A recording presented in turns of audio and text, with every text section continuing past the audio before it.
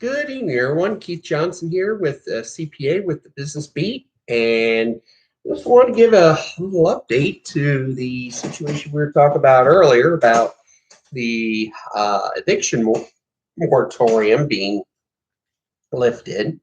Well, the CDC, of course, came back and said, "Hey, we are going to reinstate the moratorium."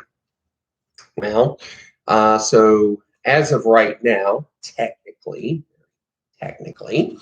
um, people can, landlords are not allowed to evict people and for not paying their rent, and actually, but it doesn't. They even though they still have to pay their the banks.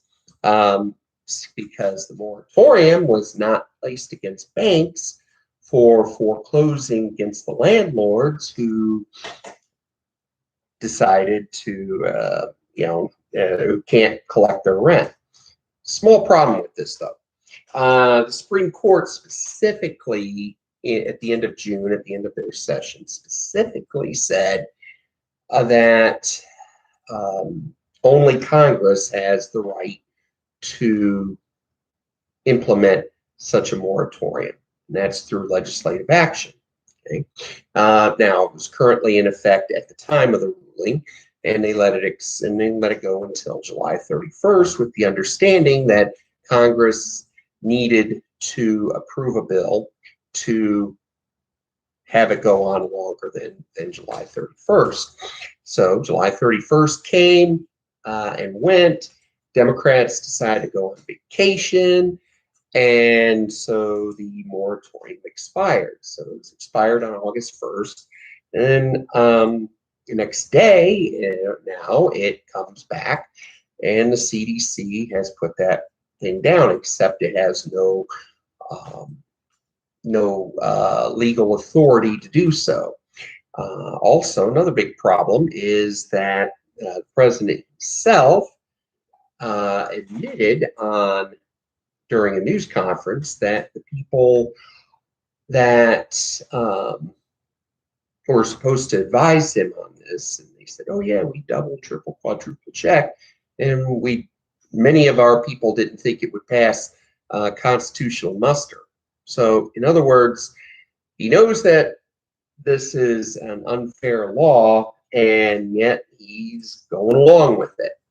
See, the problem is, it's like, okay, if you don't make, if you're not requiring people to pay, all right, well, that means that the landlord doesn't have the ability to make mortgage payments on the property.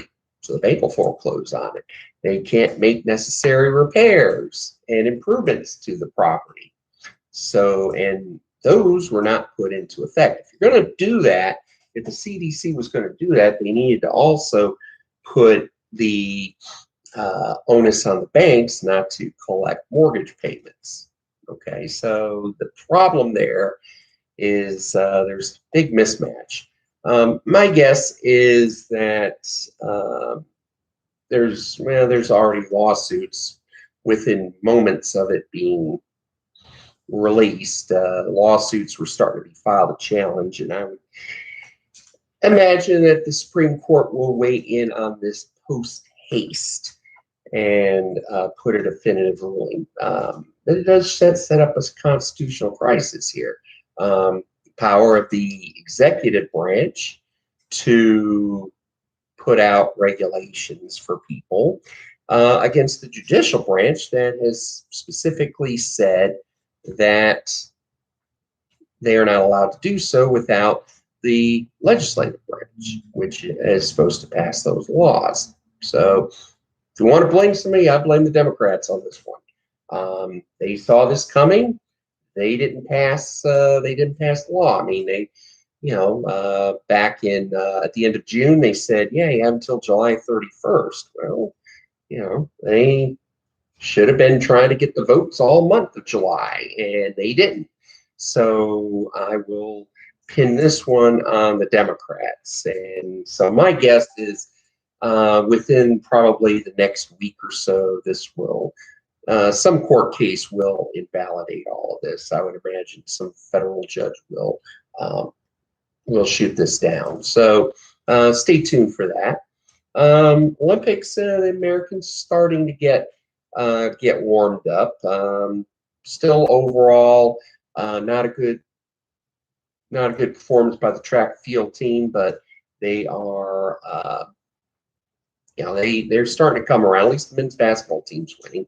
Hopefully that will keep up, and the baseball team's winning too. So and hey, Xander Schauffele won gold medal in the golf. So there is quite a bit of stuff to cheer about.